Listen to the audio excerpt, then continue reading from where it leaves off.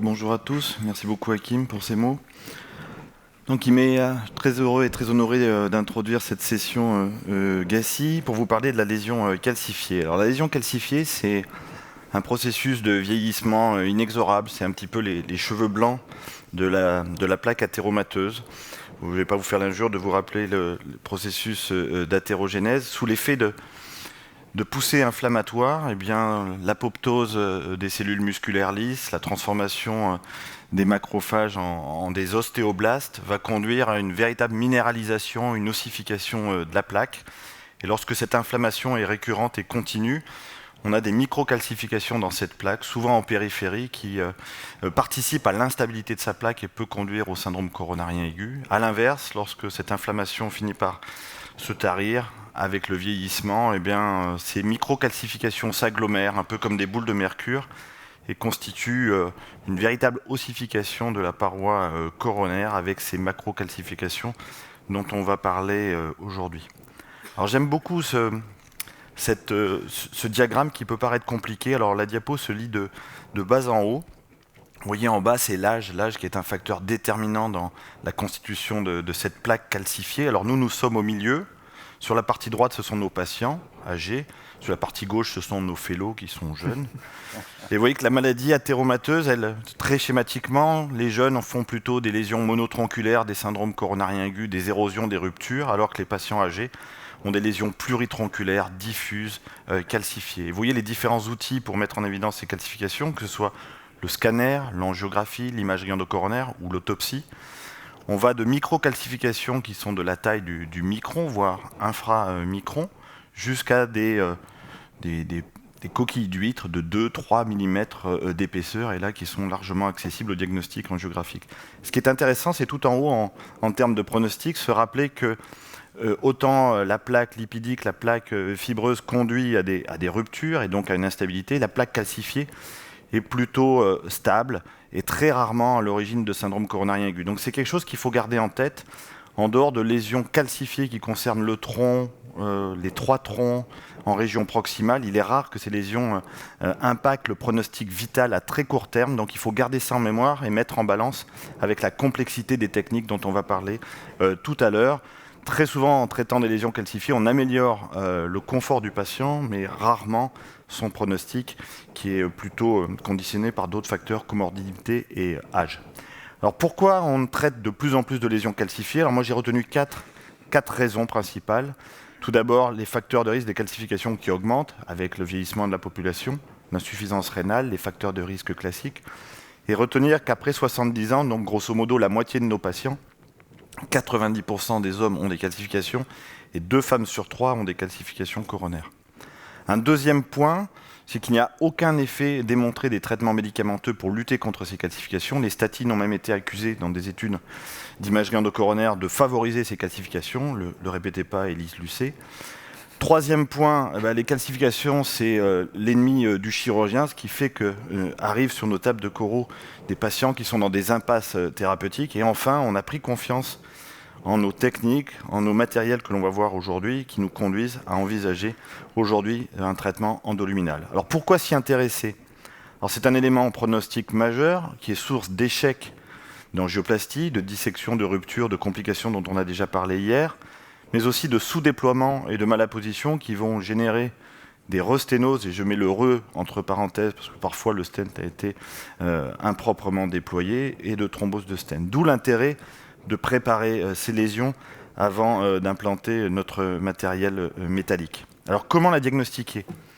Alors aujourd'hui, on a de plus en plus de patients qui arrivent sur la table de coronarographie avec une scintigraphie qui nous parle de score calcique, de coroscanner qui nous parle de score calcique. Donc on appréhende peut-être davantage en amont de la coronarographie l'étendue des calcifications et les pièges qu'elles vont nous réserver.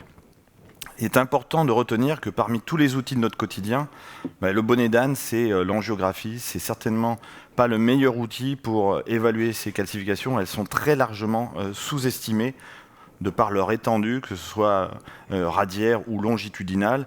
Et on verra tout à l'heure tout l'intérêt de l'imagerie endocoronaire. Il n'empêche qu'il ne faut pas négliger nos outils du quotidien. Avant d'opacifier les coronaires, bien regarder avec une cadence d'image suffisante sous différentes incidences, l'anatomie de coronaire, pendant l'injection bien évidemment, pendant l'inflation du ballon, en utilisant très largement des outils de rehaussement. Et vous voyez que le contexte aussi nous aide à être prudent. Vous voyez ici cette médiacalcose sur la radiale, vous voyez cette aorte que l'on voit en ombre chinoise. Donc il y a des outils qu'il faut savoir utiliser au quotidien. Encore une fois, avec un plaidoyer pour des cadences d'image suffisantes, un ballon bien contrasté lorsque on le déploie, et des outils de rehaussement qui sont vraiment un atout majeur. Enfin, il y a un contexte et des topographies aussi qui doivent nous mettre en garde. Les pluritronculaires, les lésions longues, les bifurcations, les ostiales, les occlusions chroniques sont assez pourvoyeurs de calcification. L'imagerie endocoronaire, sa limite, c'est le coût, bien évidemment. Elle permet un diagnostic positif, un diagnostic différentiel lorsqu'on a des images endocavitaires, est-ce qu'il s'agit d'un thrombus ou d'un bourgeon calcaire. Elles permettent un bilan lésionnel, elles permettent de guider la thérapeutique, de contrôler le résultat et parfois de comprendre les complications. Il y a un papier récent qui montre la supériorité de l'OCT sur l'IVUS. Il faut savoir que sur un plan physique, la lumière traverse le calcium alors que les ultrasons sont stoppés et qu'on a un cône d'ombre en IVUS que l'on n'a pas en OCT, ce qui va nous permettre une meilleure analyse en profondeur et un meilleur bilan de l'étendue de ces calcifications. Grâce à l'OCT, on identifie différentes formes de calcification, qu'elles soient superficielles, qu'elles soient profondes ou nodulaires, avec assez fréquemment, chez les patients âgés, ces aspects d'image claire endoluminale qui correspondent à des bourgeons coralliformes, calcifiés, qui sont assez difficiles à vaincre avec l'angioplastie conventionnelle. Enfin, et ça c'est assez prometteur, les outils avancent avec l'intelligence artificielle et peuvent permettre une évaluation pronostique avec 3 critères pronostiques qui sont en cours de validation: l'extension radiaire de la calcification, son épaisseur à plus de 0,5 mm et son étendue longitudinale à plus de 5 mm, avec aujourd'hui des outils qui nous permettent une évaluation ad hoc et peut-être de choisir notre stratégie. Thomas nous en parlera très certainement. Et enfin, une autre indication de l'imagerie, c'est de comprendre certaines complications. Vous voyez ici une fausse eurosténose. C'est un stent qui avait été initialement sous-déployé. Vous voyez que l'endoprothèse, sur ses premiers millimètres, n'a pas pu vaincre la calcification avec un résultat médiocre qui s'accompagne d'une mauvaise évolution. Comment la traiter? Ça va être l'objet de cette session aujourd'hui. Alors retenir, il faut être humble, que ce n'est qu'un traitement palliatif. On n'arrivera jamais à vaincre la totalité de cette lésion calcifiée. Son ambition, c'est de préparer le stenting, ne pas négliger des outils, cette vieille caisse à outils, cette mallette avec des règles, pas de direct stenting, un ballon non compliant, des inflations suffisamment prolongées, bien visualiser le ballon et surtout recourir à des ballons de très haute pression. Ça, c'est un outil indispensable à avoir sur nos étagères pour essayer de vaincre une grande majorité de nos lésions calcifiées.